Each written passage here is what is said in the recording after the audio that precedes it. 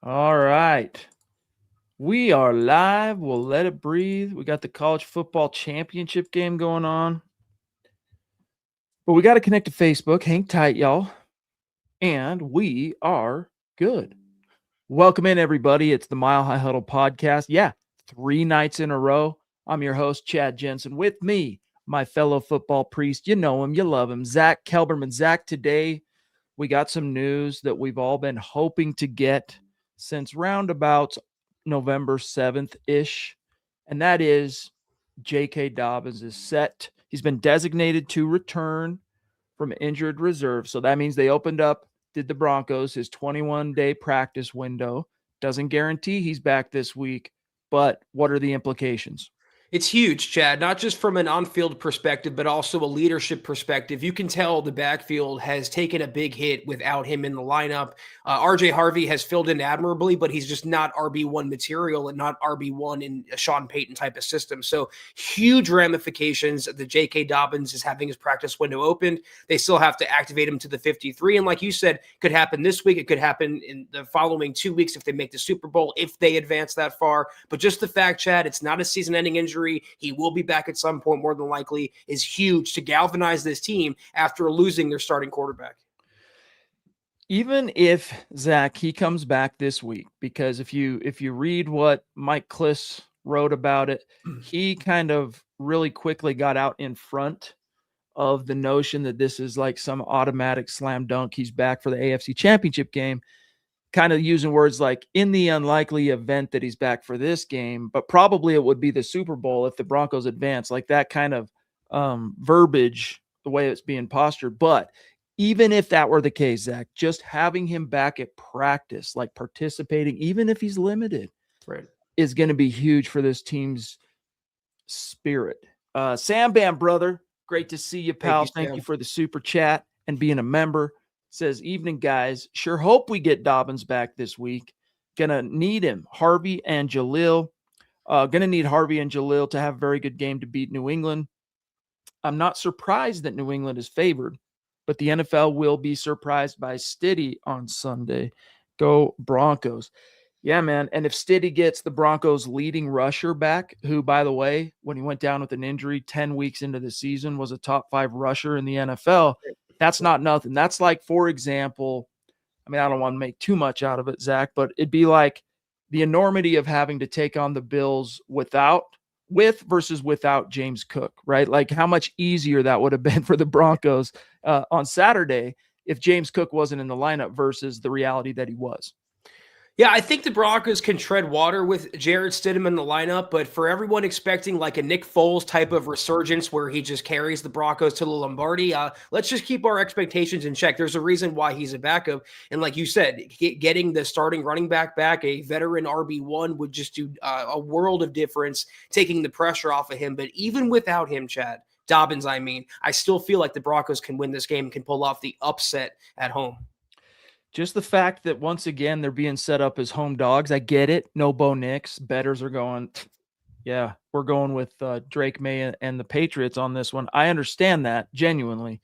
Of all the times the Broncos, Zack, have been set up as home dogs, this is the one that obviously makes the most sense, because it's a freak situation that's literally never happened before, where a team advances to the AFC Championship game or conference game, championship game, after losing its starting quarterback who had been there for every single snap up until then.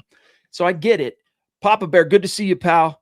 Thank you for the super chat. He says, good evening, Broncos country. Hashtag 17-3. Welcome back, J.K. Dobbins. It was also really cool, Zack, to see J.K. on Instagram. On his story, he posted a picture of himself in Broncos, decked out in his Broncos stuff with the little caption that just said soon. What does it mean? Last week, Sean Payton, J.K. Dobbins, he's close. He's close. Wasn't close enough to be back for Buffalo. Zack, I'm still holding out hope, despite the kind of tonality and verbiage Mike Kliss used, that it could be this game, AFC Championship game. I mean, it's all the marbles. If you don't throw all your horses into this thing, so to speak, Zack, you might not live to see the Super Bowl. It's like the World Series where every pitcher who's available just gets in the game chat if it's game 7. You need all hands on deck. So I 100% agree. And even if JK is not fully healthy, JK at like 70, 60% is still better than not having him at all, than leading on Tyler Bidet, for example. So we'll see the practice report as it comes out this week, but there is a growing possibility that JK will be back for Denver, and it's going to be a massive boost. Huge boost to this team, and especially its spiritual constitution. Let's put it that way. And if he's able to actually step onto the field, if he actually gets activated, oh boy. I mean, even if it's 5-6 carries, dude, it's going to be huge, huge for the Broncos, and especially Jarrett Stidham, because, hey, man, you're going to be able to do all that under center stuff. He's more of a pocket guy. You know, the advantages, so to speak, of getting Jarrett Stidham as your QB1 is that the intermediate stuff, more of the like straight pocket. Not to say that he doesn't have some mobility to his game, but not Bo Nix level mobility. Having that run game as a bona fide threat where the opponent has to believe that you could be running the ball on first or second down, a legitimate threat like that could take a lot of pressure off Stidham. Not pressure in that he's unable to handle it, but just pressure where he and Sean Payton schematically are kind of freed up to get after the Patriots. Yeah, that's what Payton admitted to a reporter after the game. He goes, obviously, Stidham and Bo Nix play two different styles of quarterback. They do some things differently. So we'll have to amend our game. And by that, I thought he meant his legs, because Bo's a much better athlete than Stidham. But in the next breath, Payton also said, look out, watch out for Jarrett Stidham on Sunday. So we'll see. That we will. It's going to be awesome. But this was one domino this week that Broncos fans have been really hoping would fall, and it did. So I'm going to take that as a really positive harbinger for Sunday's game, regardless, Zach, of if he actually gets activated. Yeah. Just the fact that he's back with the team. Not to say he's been completely aloof, but yeah, he hasn't been out there for practices outside of last week where he was kind of off to the side doing a little bit of his own rehab workout stuff. I mean, like, at every practice, Zach, in every meeting, not spending time in the tub, so to speak, doing that. He's back with the team. It's good stuff. George, Stidham did well in the preseason. I think Payton knows what he does good. So I shall believe. Go Broncos. Yeah, buddy. Appreciate you. Hit the thumbs up. MHH for life. You the man, George. And yeah, he did. But, he was going against second teamers, all that stuff. If you really want to sink your teeth into what Stidham's bringing to the table, both the good and the bad, the pros and the cons, in a Sean Payton offense, go and look at week 17 and 18, 2023, Zach, when he started those final 2 games after they benched Russ, and he went 1-1. I've had a couple stories up on it at milehighhuddle.com. Right now, there's an article up that has some of his stats that I compiled from those games, specifically the 2 regular season games that he started for the Denver Broncos, including his numbers, by the way, in the preseason this past summer. But if I can find it real quick here. So preseason in 2025, passed for 376 yards, 4 touchdowns. And then going back to the regular season games, 2023, Zach, he went 1-1 as a starter, but he passed for 496 yards and 2 touchdowns with 1 pick. Take it for what it's worth, but I thought there was a really cool anecdote in the quotes that we got from Sean Payton, Chad, where he was saying, Stidham in practice, look, backups usually get crumbs, and going back to his time in New Orleans with Drew Brees, that's how he had it. The starters get the majority of the reps, but with the crumbs that Stidham was given, Payton was saying that he looked at VJ a few times pissed off because Stidham was just carving up the defense. So this is not a guy that's a scrub. It's not a guy like a Nathan Peterman that's going to go out there and pee down his leg. He's going to keep the Broncos afloat. He's going to keep the Broncos competitive. They just need everyone around him to step up their game as well. Running backs, receivers, offensive line, defense, etc. Well said. Well said. George, good to see you, pal. Thank you. A few messages here from the members, like Pro16 says, Stiddy is very accurate. That's for sure. And if the O-line does their job, he will shine. I like it. I think they will, man. I'm excited. And as he mentions, especially in the playoffs, we own New England in Denver. The Patriots have never won in this stadium, guys. They've never won. And there's no reason to believe, just like last week, Sean Payton, Zach, 4-0, coming off of playoff bye as a head coach. Now he's 5-0. Patriots have never won in Denver. I like the way those particular stars are aligning. Yeah, they are 0-4 all time in the playoffs in the Mile High City, whereas the Broncos, Chad, have an all time record of 6-1 in home AFC title games. Again, make of that what you will. Good stuff. Good stuff. Some other hellos real quick at the top. Mike Thompson. I too am bummed for Bo. The guy has so much passion. He's easy to root for, but we had so many bad wins with stinker offensive performances this year. Anybody can convince me Sean Payton can't get Stidham good enough to win 2 games. I think the noise, the pass rush, Stiddy not losing us the game will equal a Denver win handily. I said it. Well, and Zach, I mean, the Broncos defensively are coming off a game where they almost halved. I mean, they had 5 takeaways against the Bills. They only had 14 all of the whole regular season. And if they can keep that going in the face of a Drake May-led Patriots squad, he was picked off once. He had a number of fumbles, Zach, against the Texans on Sunday. And then he was sacked 1, 2, 3, 4, 5 times. That's a recipe in terms of implications for this Broncos defense. Nick Bonito off the edge, Zach Allen pushing it from the inside, guys that are in a predatory mindset in that secondary in terms of looking for the takeaway and just feeling it right now.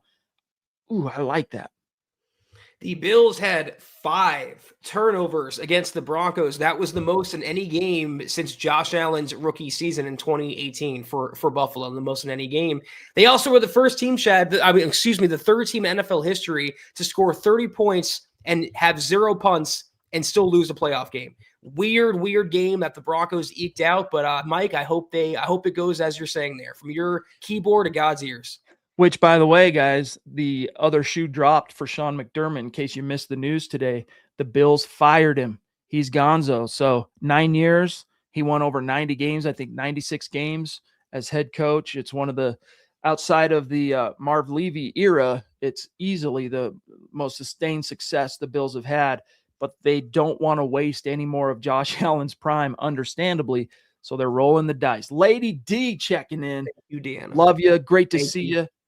Appreciate you so much. Mount Rushmore in the house. She's saying, evening, Chad, Zach, and Broncos country. Glad to hear that JK is back. I'm backing Stidham, and I think he will do well.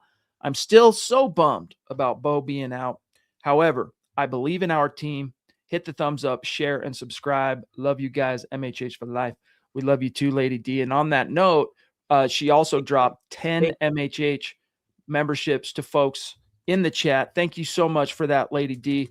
And I thought you would like this. I'm sure you saw it, but in the event that you didn't, Bo's wife, Izzy, posted on her Instagram story today an image she snapped of a very kind of special moment outside the Broncos locker room. Bo Nix is still decked out in his, let me see if I can do a share screen on this, still decked out in his uniform. The only thing absent is his helmet and his right cleat and sock. And it's right after the news, basically, of the diagnosis, Zach, that it's bad news. It's not good. And he's surrounded by, here, let me flash it up here. He's surrounded by one last thing. I'm going to try to make this easier for everybody. Well, we'll just roll the dice. He's surrounded by Davis Webb, Sam Ellinger, Stiddy, and his father, Patrick. And her caption, she wrote, here, I'll read it from here. I snuck this picture because I wanted to remember this moment forever. The joy followed by the heartbreak. We all can relate with that, right? Followed by watching each teammate and coach come to this little corner and sit by Bo's side. God could have placed us anywhere, and I'm so grateful he chose Denver. He is the perfect author of Bo's story, and we cannot wait to see what he has in store for this team. We'll be on the front row cheering the loudest. And then again, the image, you can see Bo's just trying to process, and he's being surrounded and supported by all his guys in the quarterback room and his old man. So kind of poignant there, Zach.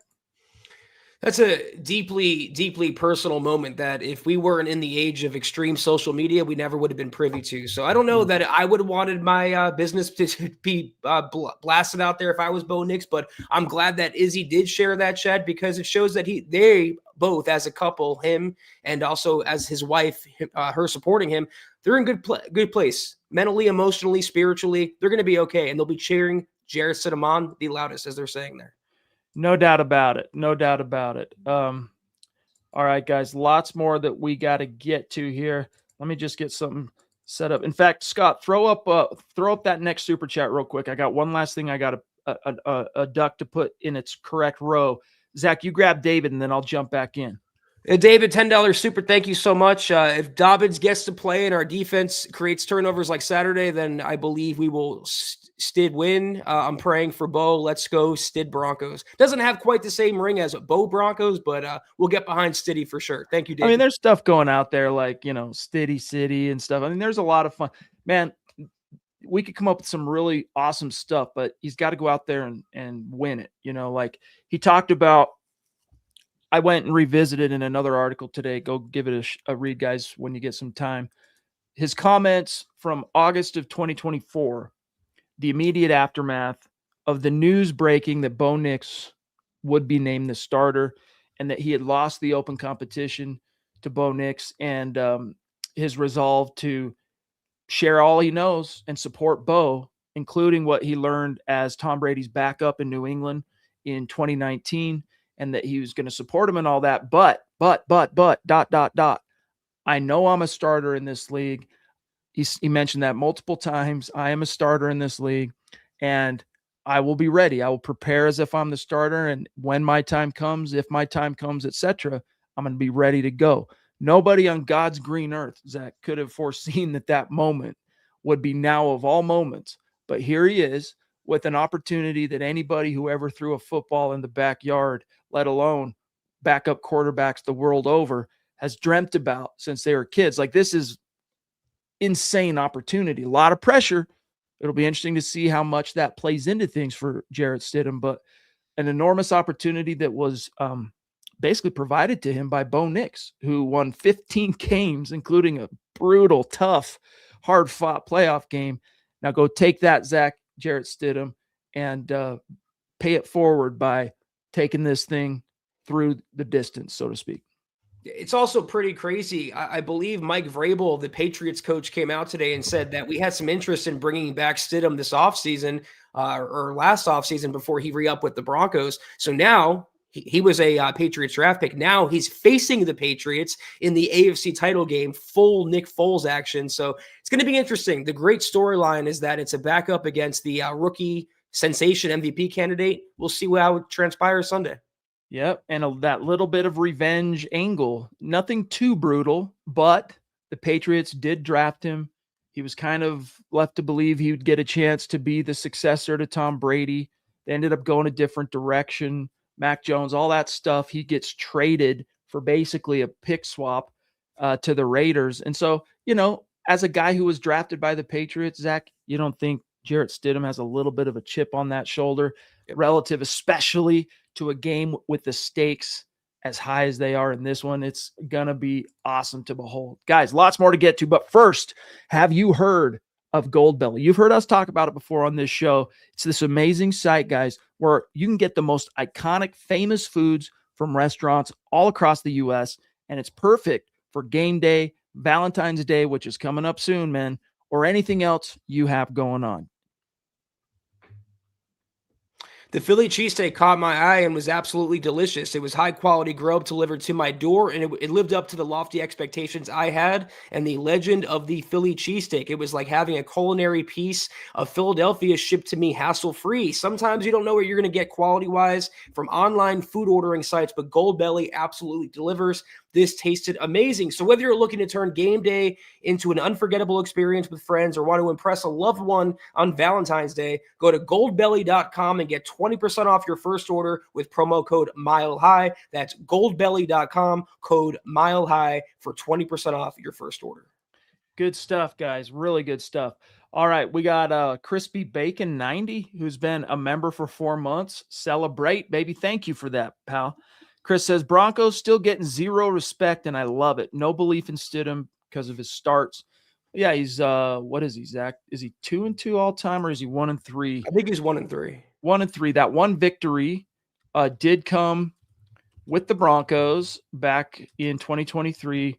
But Zach, as far as the no belief, again, this is what you want. You want them to sleep a little bit. You want that element. Sean Payton and Bo Nix last week going into the Bills game, they tried to play it down as if, the disrespect, but we saw it in the passion in Bo's eyes and the tone of his voice and the actual content of what he said, Zach, after the Packers game. We're the overdogs, right? Like, it matters to him.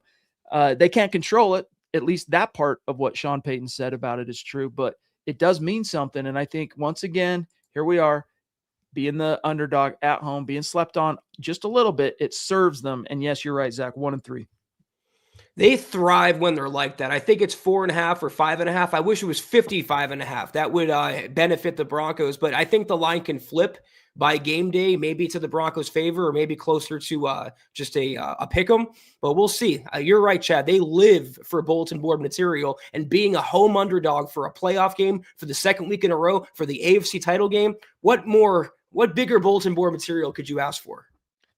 Chris jumping in again. Thank you, pal, saying after seeing that post she put out, I knew from this season and the future of this team, we are truly in good hands for a very, very long time. Hashtag Believe. Speaking to, of course, Izzy Nix. Chris, you guys ready to lose them beards? LOL. Yeah, yes. Dude. I have not shaved. The only thing I did was trim a little bit so I don't have like hairs falling into my teeth when I'm doing a live broadcast. So just right here, everything else is it's rolling. I'm ready to go straight. Like, I don't think I've gone zero hair on my face, no sideburns, no stash, no goat. Almost 20 years. Same for me as well. So I don't know if the rules allow me to get a haircut in the meantime, because what I got going on is like way past overgrowth. But yeah, this beard is staying on me until this playoff run is done. Chris Bell, love you, buddy. Thank you, pal. Really appreciate you. Cool handle, by the way. And yeah, I mean, I don't think, Zach, we said this before the devastating news of Bo Nix's injury hit, and we were elated. That first ignorance, truly, Zach, is bliss. That 45 minutes after the final gun, Broncos beat the Bills, going to the AFC Championship game. The image of Bo from the back, going like this off the field at Empower Field, fingers in the air to Broncos country, all that. And it's like, oh man, this feels so good. And then all of a sudden we're hit low with the news that Bo is down for the count. But over that 45-minute stretch, Zach, you heard me say, I think I'm there now with my guy, with Zach. This is a team of destiny. Like, something is different about this team. You remove such an important component from the team like Bo, like the actual franchise quarterback, and I'm forced to kind of question, well, does it still hold up?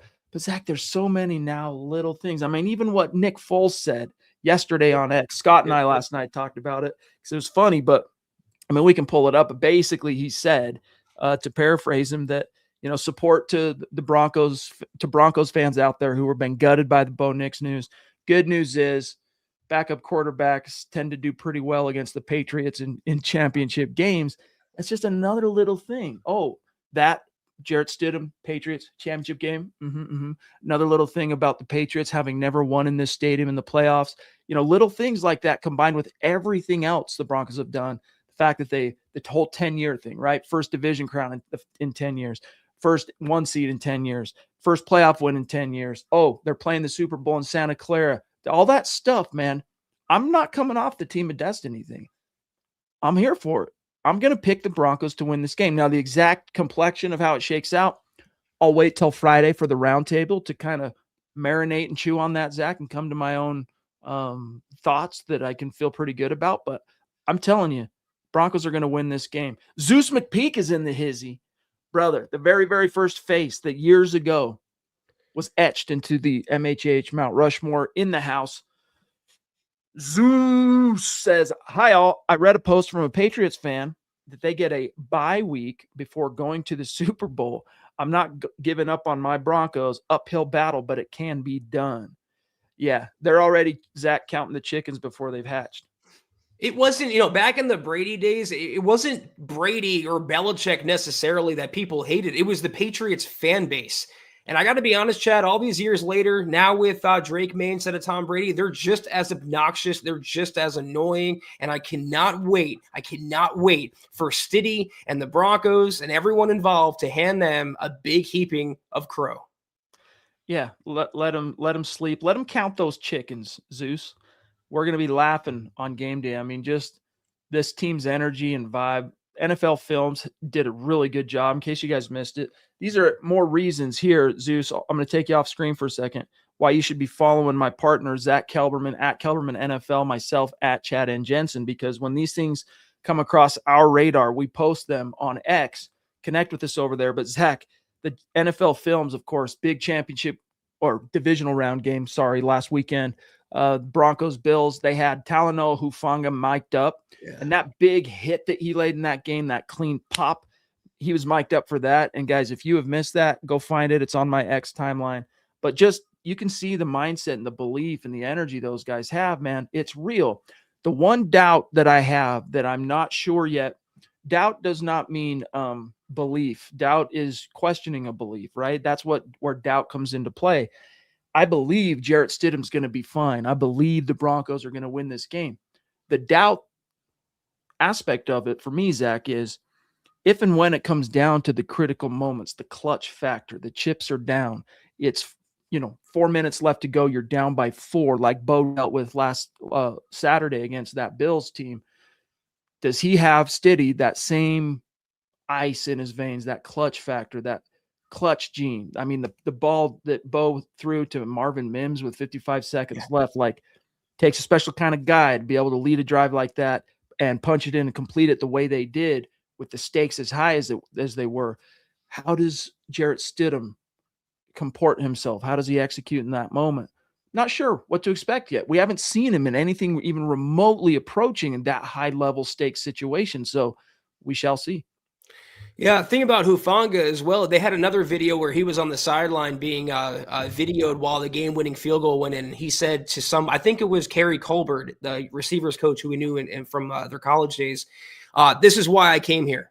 This is why I signed with the Broncos. And Chad, among non-quarterback free agent signings in recent history, Hufanga has to be up there among the best. But you're right, you lose that fourth quarter Bo magic. Hopefully, though, the Broncos are in a situation where they don't have to rally. They don't have to come from behind. They don't have to pull a rabbit out of their hat because they have the game well in hand. Stidham just has to be a game manager. Don't turn it over. Don't screw it up and let the autopilot run on its own. But this is where you love to have J.K. Dobbins to help you out. No doubt about it. We've got a Yeti in the mist. If you peer through, it's a Yeti. Yep. I think we match up better to the Pats than the Bills.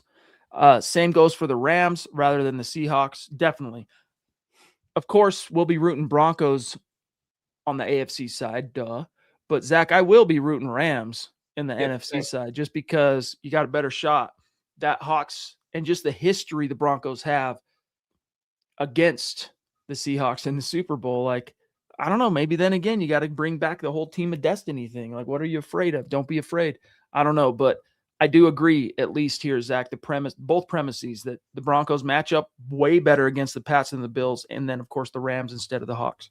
If there was another honorary division rival, I think the Seahawks would qualify. Super Bowl, the season opener with Russ, the season opener with Bo Nix. It's been a house of horrors. I do not like Seattle. I do not like their fans. I would like the chance to get revenge on that Super Bowl loss, but I'll be rooting for the Rams to beat the Seahawks. Well, there is the historical reality that they were in the AFC West for however many, 2.5 decades or whatever, up until when did they switch? Was that when did Seattle leave the AFC West? 2001? Yeah, 2000. They played their final AFC West season in 2001. So, yeah, you still have that. It's doesn't quite run as deep as the division rivalries against the Raiders, Chiefs, or even Chargers, because it's now been almost a quarter century. But, yeah, if it's the Hawks, man, can you stand up against a team of destiny? I don't know. But they definitely, the Broncos, Zach, match up better against the Rams in a vacuum. Phil, Tucson Phil in the hizzy. Great to see you, big dog. One of our Mount Rushmore supporters from Facebook says, good evening, Chad, Zach, and Deacon Scott. I'm trying to figure out what's wrong with our defense. Is it talent, execution, or coaching? Maybe VJ has been figured out by opponents. Buckham, MHH for life, Broncos for life. Now, look. It's not talent. Zach, on one hand, you got to tip your cap to the Broncos. 5 takeaways against an excellent Bills team and Josh Allen and the stakes and all that stuff. But they didn't force a punt, as you mentioned earlier in the show. Like, the Bills either scored or got the ball taken away from them. And the only way, in other words, guys, the Bills weren't getting points against the Broncos is in the event of a very low probability takeaway. And yet they kept coming. God bless the Broncos. So what is it? What's your answer here for Phil?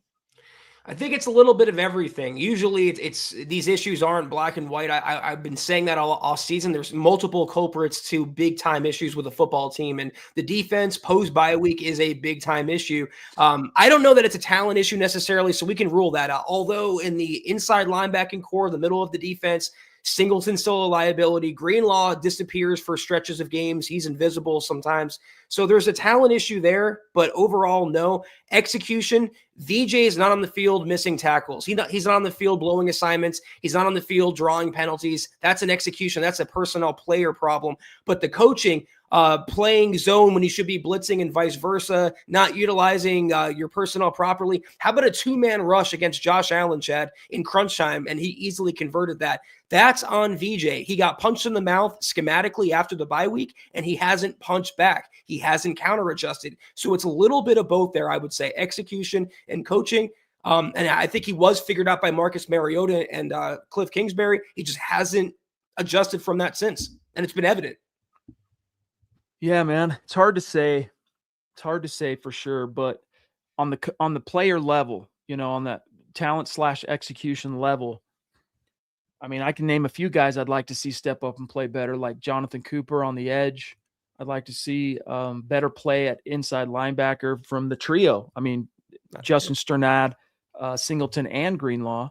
Riley Moss has, in my opinion, he's cut down, Zach. It's really weird. He's cut down on the penalties, even though he got away with one arguably and down the stretch in that Bills game. We whistled right past the graveyard on that one, but he's lost some of his swagger to me a little bit, just a little bit in his pursuit of eliminating the penalty. Somewhere in that, he's lost a little bit of the swagger. PJ Locke made some great plays against the Bills, including that amazing interception that erased Bo's interception. But so you're missing Brandon Jones. PJ Locke, though, for the most part, Zach, I think, stepped up and answered the bell. But really, inside linebacker and the other outside linebacker, execution-wise, now there were some communication breakdowns, which were pretty clear at times with the coverage and all the pre-snap motion that the Bills were throwing at the Broncos. But honestly, guys, I think that's basically a cost of doing business, like against a team like the Bills. Like, you're going to have some of those. They put so much window dressing up and force you to kind of like pay attention to stuff that may or may not matter. All those little microseconds that players have to spend processing takes away from their ability to just play and react. And I don't think you'll see it quite like that. Obviously, it's a different offense, different quarterback with these Patriots. This is kind of why I want VJ to get a head coaching job. So we'll know once and for all whether the issues that we've seen are because of his scheme or because of the talent level on defense. So if someone like Jim Leonard takes over the defense and they have the same production, they look the same, we'll know that the flaws were on the coaching side. But I think it's a little of both there, Phil, to answer your question. Good question, though, buddy. And it is an issue that I think as fans, we got to really take seriously. We got to keep a focus on that moving forward. All right. Lady D, she just threw in another membership, and I'm going to grab your super chat next, Deanna. But first, real quick, the Ronk has something to say. Michael Ronquillo, a dear member and a longtime Mount Rushmore supporter here at MHH, saying Evan Ingram, the tight end, needs to be Jarrett Stidham's go-to guy. Now, look, much has been made by folks here at MHH.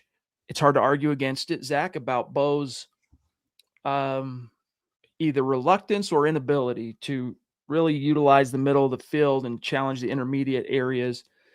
That purportedly isn't as big of an issue with Jarrett Stidham, if you want to believe that more of the aspect of that aspect, I should say, of Sean Payton's playbook and the concepts going to be utilized more, which Zach points to this guy right here, Evan Ingram.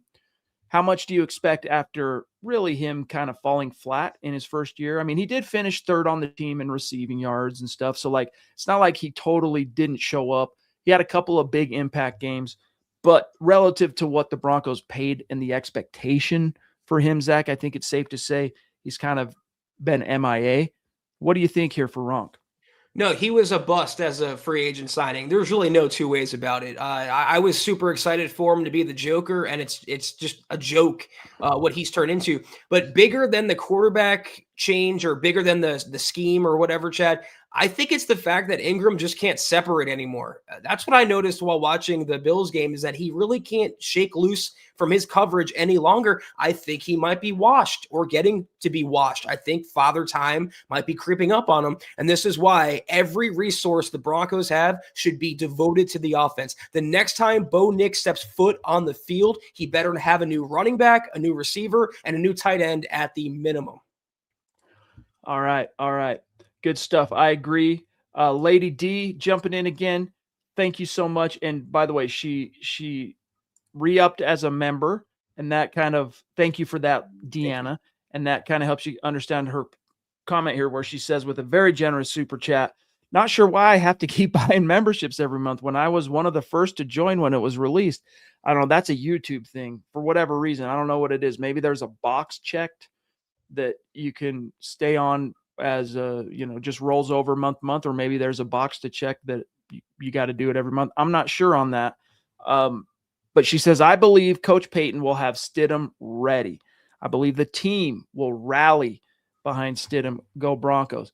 Zach, Sean Payton gave kind of a version of Dick Vermeil's, we will rally around Kurt Warner speech and we will win after Trent Green went down on Saturday, following the very brutal news about Bo Nix, when he said, let me find the direct quote here real quick. He said, well, I'm just going to paraphrase and then I'll find it so I don't have the dead air here. But Zach, he basically said, watch out when it comes to Jarrett Stidham. Watch out. Like, you think, oh, it's just a backup guy coming in. He's going to do the best he can. You have no idea. Watch out. And if that's true, boy, oh boy, not good for New England.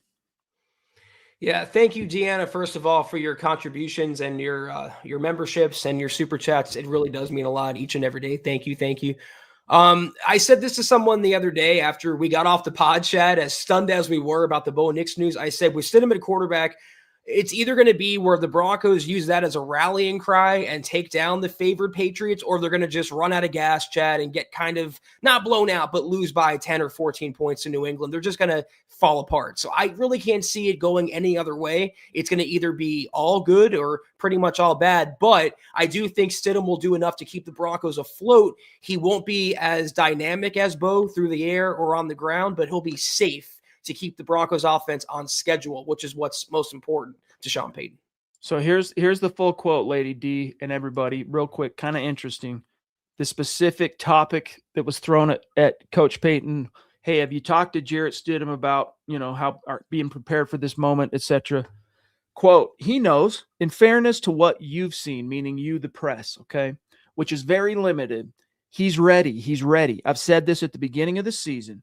I feel like I have a number 2 quarterback that's capable of starting for a number of teams.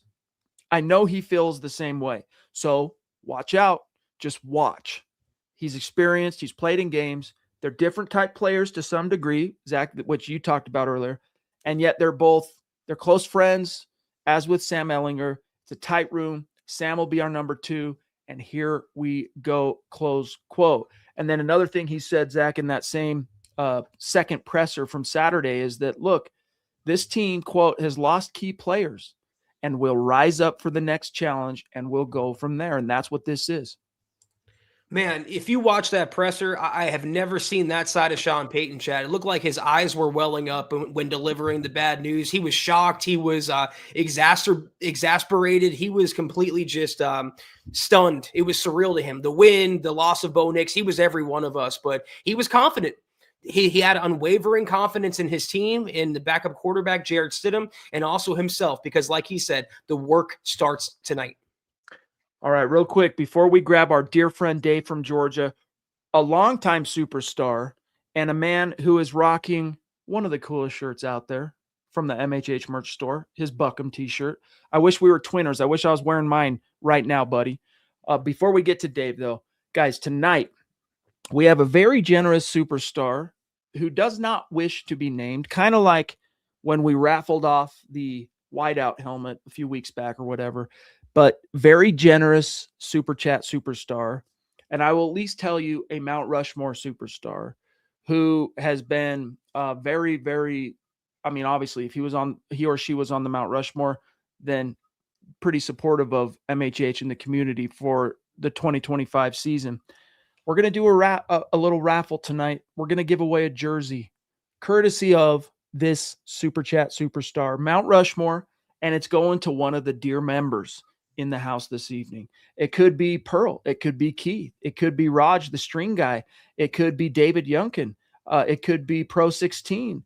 We shall see. And if I didn't, Ronk is in here as a member. It's going to a member, and we're going to randomly select one at the end of the show. So stay tuned for that, and trust. It's going to be fun. It's going to be fun. And we thank you. He's this person. I guess I've already kind of given it away. Well, if you didn't catch it, I'm not going to spell it out again. They're in the house tonight with us. That I'll at least tell you. So that's really, really cool. Dave from Georgia. Sorry to keep you waiting, brother. Broncos win. Whoa, Zach. Can you see the Broncos keeping the Patriots 17-3 victory and advance to the Super Bowl? That's what Dave says here. I love it. Could you see this Broncos defense limiting Drake May to just 3 points, where against that ferocious Texans defense, which, by the way, CJ Stroud coughed the ball up 4 times alone, interception just in the first half. They scored 28 against the Texans. This is going to be kind of a double-sided answer. And first of all, it's good to see you, Dave. Thank you for your super there. Hope you're doing well. If the Broncos show up and play like the pre-bye week Broncos, then Chad, yeah, they can win that game by that final score. But if they look like they did post-bye week, then it's Patriots are guaranteed to score more points. As Mr. Producer points out here, 28-3 would resonate a little bit more out there. Let's see if we can get that done. Everybody remembers 28-3. But yes, we'll see, Dave. I love your confidence and optimism, buddy. Ronnie Ray checking in on Super Chat, big dog. Good to see you. Says, evening, Priest, Broncos country. Super sad, but praying for Bo. Definitely believe we have a very capable backup in Jarrett Stidham. By the way, I don't know what just happened to yeah, I don't know what just happened to Zach, but I'm sure he'll be back. Here he comes back. But there he is. You brushed the wrong thing on a keyboard, it bounces. On my mouse, let me recommend something, Chad. If you buy a new mouse, don't get one that has like the little buttons on the side where you rest your finger, because it goes page forward or page backward. Yeah, I know, dude. I think I have the same one, actually. I've done it myself. Anyway, back to Ronnie here, who says, super sad, but praying for Bo.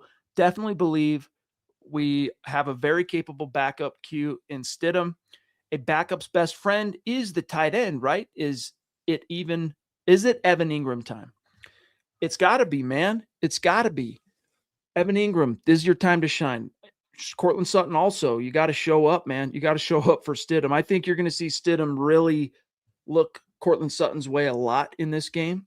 But it will be interesting, Zach, to see if Evan Ingram gets a little bit more usage from a different quarterback operator in the pocket. Just find the soft spot in the middle of the defense and sit down. It could be 5 yards down the field, 8 yards, 10 yards. Just keep the Broncos offense on schedule. Be a safety valve for Jarrett Stidham, because except for Pat Bryant, he doesn't have that reliable pass catcher, Chad, that could be a safety blanket. Who? Cortland Sutton dropping touchdowns. Lil Jordan Humphrey dropping touchdowns. You need Evan Ingram to step up, Ronnie. But will he? That's the question. That's the $1 million question. That it is. It's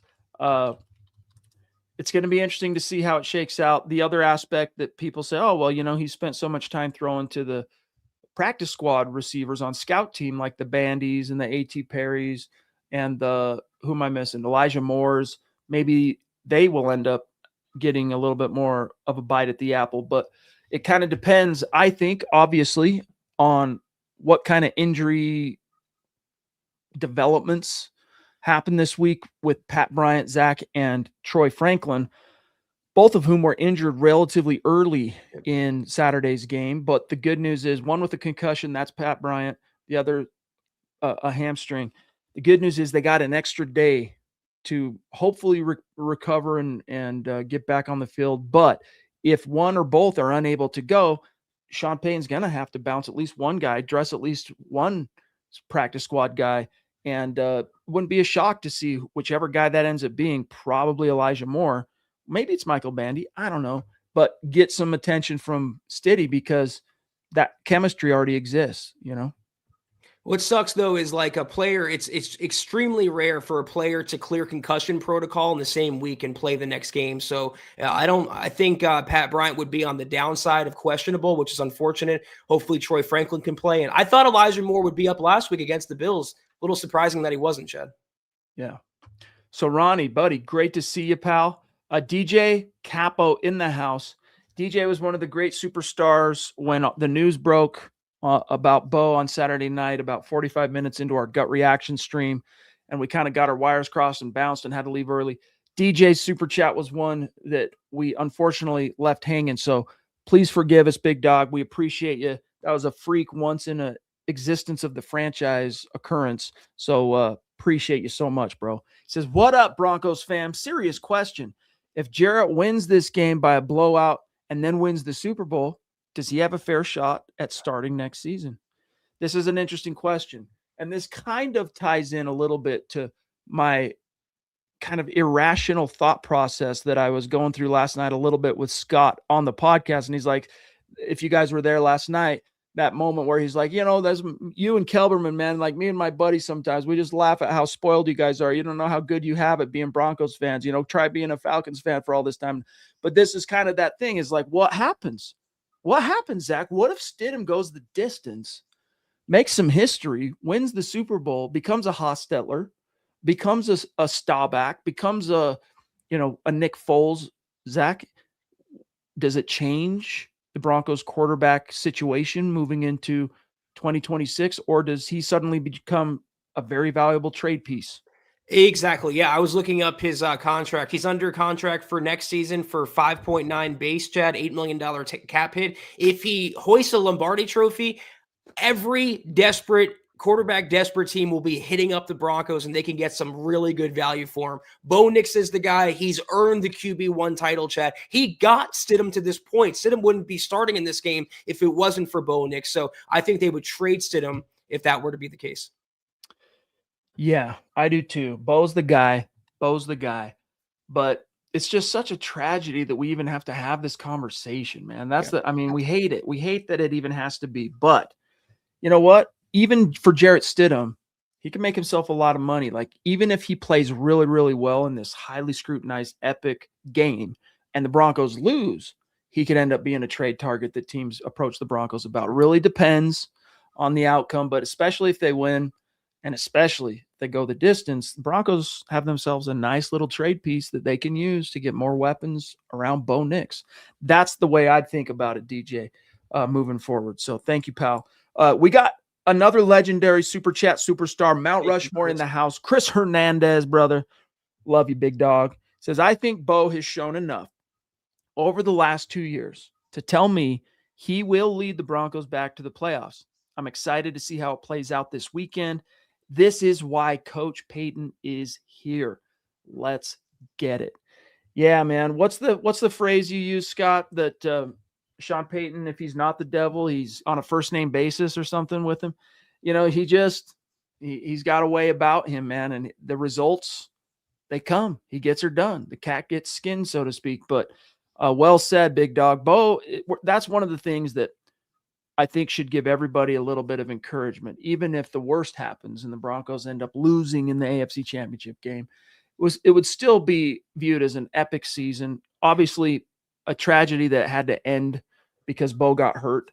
But this is only year 2, Zach. Year 2 of the Bo Nix era. Sean Payton intimated a few weeks back in his conversation he chose to share with the world that when Bo Nix asked him, how much longer are you going to plan on coaching? The 62-year-old Payton was like, I don't know, Bo, another 5, 6, 7 years. I don't know. So he's going to be around a while. Look at Andy Reid. Andy Reid's 67. He's a good 5 years older than Payton. And if you go back in time 5 years to what the Chiefs have done over that 5-year period, that's a lot of winning that got done from the point in time that Andy Reid was the age Sean Payton is now up until this point. So my point here is that kind of a little long-winded, but the future is bright. This is definitely not the last time Bo's leading the Broncos to the playoffs. I mean this fully endearingly, Chad. It's a little hard to podcast with you sometimes because we agree on so much and you beat me to the punch. And that time you definitely did. I think win or loss, and you're right, worst case scenario, a loss would be that this season would go down as a success. No, they didn't win the Super Bowl. No, they didn't make the Super Bowl, but they didn't just squeak into the playoffs. They weren't a wild card team. They got in. They won a game when people expected them to lose. And now they don't have their quarterback. So if they lose this game, Chris, this season will still be a smashing success. And the arrow to me with Sean Payton and Bo Nix is still skyrocketing way, way up. Thank you for the Superman. And who would blame them, right? Like, oh, they lost their quarterback. If I'm just saying, if the Broncos go on to lose this game, who's going to go, man, of course, they lost their quarterback. If that's the way it shook out, everyone go, yeah, etc. But that's the whole reason why, if you're the Patriots, man, you got to be a little worried because now the Broncos, in a weird way, Zach, have been completely alleviated of the pressure. Like nobody expects them to win now. They lost their quarterback. You're the 1998 Broncos going into the AFC Championship game without John Elway all of a sudden, like, what would you expect? Now, maybe that's a bad example because that was such a dang good team. But nevertheless, and Bubby Brister, I think, if I remember right, went undefeated in lieu of John 4 starts that year. Either way, my point, though, is no one would blame them. Broncos are playing with house money, which makes them all the more dangerous. Matthew Grew checking in on Super Chat. Welcome, buddy. Thank you. He says, hey, guys, if the Broncos do win the chip with Stidham, do you think the critics would then say it's more Payton than Nix because they didn't, quote, need Bo to win? What do you think, Zach? That's a really good question, Matthew. Thank you for asking that. Probably. They're already saying that, though, by the way, Zach. Exactly. Yeah, I think there's more critics out there that hate Bo Nix than hate Sean Payton. I don't know. I think to the average NFL analyst or critic, Sean Payton is at least proven. He has a Super Bowl ring. He has skin in the game, whereas Bo Nix really doesn't yet.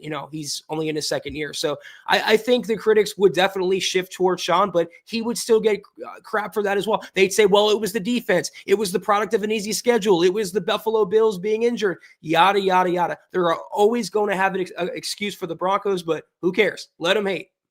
Yeah, I mean, that's what a lot of his detractors are saying now anyway, guys, that, oh, he got so lucky, man. He landed in the perfect sitch, man, with Sean Payton. Like, that's part of the reason why, despite his stunning success, the whole only quarterback ever to win 20-plus games in his first 2 years and throw for 7,500 yards and over 50 touchdowns, he doesn't get really the credit and the love and the adulation that any other quarterback would get. A big part of that, it's not just the pre-draft stuff that was said about Bo and all the criticism.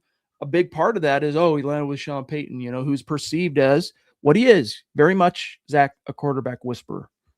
What's crazy is I don't hear these things about Drake May. And Drake May's a tremendous talent, Chad. Don't get me wrong. I mean, he's having an MVP caliber season. I think that should go to Stafford, but that's another story. But he's benefited by having good coaching. He benefited from an easy schedule objectively, yet everyone fawns over him and everyone hates on Bo Nix. I'll never get that, but I'm not surprised. But either way, if that's how it shakes out, that's a good problem to have, Matthew. I'd kind of want to find out what the critics might say, right? Yeti jumping in again, brother. Thank you. Did you guys see, the psychic that the Rams brought in that had said the Broncos and Rams were the Super Bowl matchup. No. He didn't say who won either. Just a bit funny. I hadn't seen that, Zach. What about you? I have not. I'd be interested too, Yeti. So shoot that over in the comments if you could. LA Rams psychic. Oz Perlman. Oh yeah, that guy. Oh, the mentalist, is that? Yes, that guy. Same dude. Who recently visited the team, stunning players and coaches with seemingly impossible mind-reading feats, predicting choices like Matt Stafford throwing to Davante Adams in the meeting he was in, and even guessing the Super Bowl opponent and score. Let's see, Super Bowl prediction. He had Davante Adams write down the score of a hypothetical Super Bowl, which mirrored a score Perlman had anticipated the Rams would face the Broncos in 23-14. However, he did not reveal which team came out on top in that 23-14 score in this psychic Super Bowl. Wait, so if he was agreeing with Davante Adams, though, wouldn't that mean the Rams won? I don't know. This is me just kind of reading the AI overview. So that's the problem with these AI overviews is it tries to extrapolate and give maybe takeaways and bullet points that aren't necessarily true. Because what I'm thinking is, why would the Rams even bring him in to do anything relative to the Super Bowl? And even him, as the psychic guy, bring up Super Bowl if he's going to assert Rams and not say Rams, you're in the Super Bowl just for the sake of you guys brought me in here. Like, Exactly. I don't know, but I don't know. We'll see. Interesting though, Yeti. But he's even saying here though, didn't say who would win either. So interesting. 23-14 Broncos Rams Super Bowl. Who's the team on top? Chris jumping in again. Caleb Lohner, sit Ingram. Got to see the kid once this season. It would really mess with the Pats in the red zone. Well, I thought that's what we were going to get against the Bills. I mean, they elevated both him and Elijah Moore and then didn't dress him, which I've yet to see happen this season. Zach, can you think of a time this year where the Broncos elevated practice squad guys only to not dress them? The only one I could think of would be like Ellinger, but he would have been the third quarterback on game days. Yeah, that's an interesting situation. But his point here about Caleb Lohner, I think, no offense to you, Chris, he's so raw and inexperienced. I agree with you that he could be an interesting little wrinkle a la Frank Crum in the red zone that the opponent has never seen on film, but expecting him to come in and like just dominate, having spent his entire career, 1-year career as a pro on the practice squad, might be a bridge too far. He had like a handful of catches his entire collegiate career after converting from being a basketball player. It's a lot to ask of him for exactly. All of them were touchdowns though. And a 2-point conversion, but it's a lot to expect of him to dump him into the AFC title game, sitting your starting tight end and putting all that on his plate. I'd like to see what he could do in the future, but it's going to be a redshirt season for Lohner. Hell, though, like you mentioned, all hands on deck, Chad. If Lucas Kroll can go, he's going to have to go. Nate Atkins was on the field. Anyone at the tight end position that could be a safety valve for Jarrett Stidham, they got to be on the field. They got to be playing on Sunday.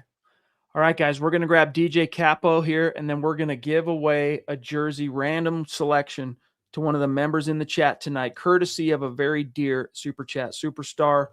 DJ jumps in for his second super tonight. You, appreciate you, big dog. Saying 10 teams will have new coaches next year. Bye, Jarrett. The Jets are calling. I also say bye, Sutton, because we gave him that money, and he's dropping touchdowns. The drops thing with Sutton, you expect it from receiver Zach here and there. It's kind of a part of the tapestry, but it's been at a pretty alarming rate from Cortland, especially since the bye, like down the stretch and into this playoff. It's because he's not a true high-end wide receiver one, and that's been the role they've been shoehorning him in, Chad, for multiple seasons now. He's not good enough to be a CeeDee Lamb or Jamar Chase or anyone on that level, a JJ. He's just not. He's a low-end wide receiver one or a really high-end wide receiver two. So I think he's still more valuable on the Broncos roster than off of it, just not in that role. They need to go out and get a blue chip stud receiver, make that guy the wide receiver one, and then make Cortland the wide receiver two. That would be a much better pairing for him. Yeah. But hey, it could shake out that way if they go the distance, man. the Jets definitely are one of those teams that needs a quarterback. So we'll see. We'll see. But thank you, DJ. Really appreciate you, big dog. And before we get to this jersey here, I'm just seeing if we maybe missed anyone on Facebook. Zach, do you have an official prediction? Do you think J.K. Dobbins, actually, before you answer the question, will J.K. Dobbins play on Facebook? We're being asked. Let me just read you something. Mike Kliss today, I mentioned the verbiage he used that kind of made it sound like don't expect him this week. It would be the Super Bowl if the Broncos advance. Here's exactly what he said, okay? Quote, a chance to play in the Super Bowl, though, is a unique enough circumstance for Dobbins and the Broncos to give it a go. The Broncos opened the 21-day practice window Tuesday on Dobbins. Playing for the Broncos in the AFC Championship game this Sunday afternoon against the Patriots is unlikely, but Super Bowl 60 on February 8th in Santa Clara, California may not be.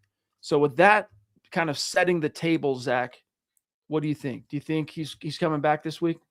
Well, here's the conundrum. Of course, ideally, you'd want to save him until the Super Bowl and give him more time to rest, but you arguably cannot make the Super Bowl without playing J.K. Dobbins. So here's my prediction for him. I think he'll be active. I think he'll be on the 53. He'll be on the game day roster. He'll dress. I just don't know how many actual snaps, how much time on the field he's going to see. Just like you mentioned, Chad, earlier, like the baseball analogy I used, it's going to be all hands on deck. This could be the last game of the season. It's 60 minutes from the Super Bowl. You need all the help you can get. And if J.K. Dobbins, even at 50-60% can help the offense out, help Jarrett Stidham out, I feel like he has to be out there. There you have it, guys. There you have it. Taylor jumping in real quick. Dear member and superstar saying, hi, guys. Lost for words about Bo, but the next guy up. Yeah, Broncos are going to rally, man. You heard what some of the guys said about him today. They're very confident in Jarrett Stidham. You know, the Broncos, I don't think it's just coach speak. Seriously, in this instance, I don't think it's just coach speak, especially hearing from the other players and stuff. The Broncos genuinely believe they have two starting caliber quarterbacks. Now, Bo's the franchise guy. No one in Denver's getting that twisted, but they believe very much, Zach, in Jarrett Stidham. Yeah, genuinely. You could see that on Sean Payton's face. We have a funny one here from Capo. Ben DiNucci back. If cut, will Walmart pick him up? For anyone who doesn't get the inside joke, I think it was was it last year, Chad, or 2023, where they brought him in for training camp? He spent 2023 with the club, and they released him right before OTAs in 2024. And didn't Sean Payton make a comment in front of Mr. Walton that he's going to be working at Walmart or something like that? So that's a pretty good callback, DJ, on your part. Thank you. Yeah, like as a greeter, a Walmart greeter, a bag boy. That was pretty funny. It's like, you know, Sean's got some pretty brutal gallows humor. You know, like even Saturday, he decided to say when Bogue said, "Yeah, I had an ankle in high school and I had an ankle at Auburn." And Sean says, it's like, what's my own? If I'd have known that, I wouldn't have drafted you. You know, it's like, even though he doesn't mean that, you know, not everyone necessarily maybe noticed the slight smile in a very sad and shocking situation there. So anyway, but yeah, dude, Gucci DiNucci back in the house, DJ. All right, guys, we got to go. But before we do, thanks to a very generous Super Chat superstar. And thank you, Taylor, by the way. We got you, buddy. We're going to be giving away right now randomly to a dear member in this chat a jersey of their choosing, and that member is Pearl Heater. Pearl Heater, who's in the chat every single night. As soon as we rolled out the YouTube membership here at MHH, she immediately signed up. Not everybody is in a position to throw down super chats and donate at that level that we are so blessed to have. I mean, a number of folks like that in our community. And yet Pearl's here every night. She is a member. And Pearl, you are the winner of this jersey that has been donated by a awesome superstar who wishes to remain anonymous. So Pearl, what I need from you, my friend, is to shoot us an email, milehighhuddle@gmail.com. Easy to remember, milehighhuddle@gmail.com. And give me your shipping address, which jersey you would like, and your size, and we'll get it coming your way. So thank you so much, Pearl, for being just a great member of our community every single night. Another great example of the ladies of MHH leading the way and contributing to the conversation and all that. So Pearl, we love you. We appreciate you. And don't forget to send that email. Pearl, you've become truly a foundational member of the community over the last year or so, and it's been so fun having you in the chat each and every day. It's been so fun seeing your excitement when we load up the head-to-heads on Thursday's podcast, and we'll be doing that this Thursday. We got at least one more for you as we get you ready for the Broncos and the Patriots AFC title game, but congratulations, you deserve it, and thank you all. Thank you for all your support. Pearl wants a Bo jersey. That's really cool. Email, don't forget, email, because you don't want to drop your address in the chat or anything like that. So all that stuff, shoot me an email, milehighhuddle@gmail.com. We'll get it coming to you, my friend. So thank you so much. And thanks to that awesome superstar. You know who you are. Zach has a few messages for you, and then we're going to give some shout outs. So don't leave quite yet. Another tremendous episode, as always, of the Mile High Huddle podcast. If you're not doing so, please follow us on X at the MHH Pod. You can follow the main account on X at Mile High Huddle.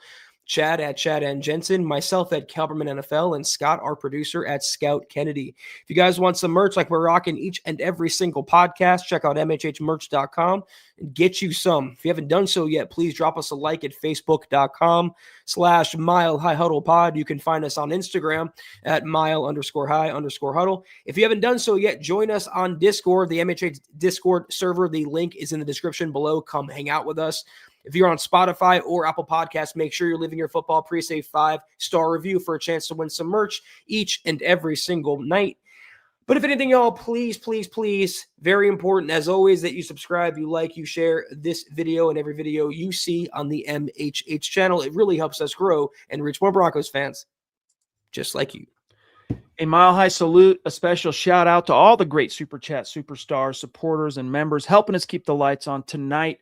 Like the Lady D, we love you, Deanna. Thank you, Papa Deanna. Bear, Sam Bam, George Fox, Chris Bell, a.k.a. Crispy Bacon, David Wilder, an OG superstar, dear member, Tucson Phil on Facebook, Zeus, McPeak, Yeti in the Mist, The Ronk, Dave from Georgia, great to see you, buddy, Ronnie Ray, DJ Capo, Chris Hernandez in the hizzy, Matthew, let me see.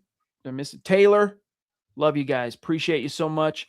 Zach and I, after 3 nights in a row, we're off for the next few days as a tandem. But tomorrow, Kelberman's Corner, noon Mountain Time, 2 p.m. Eastern.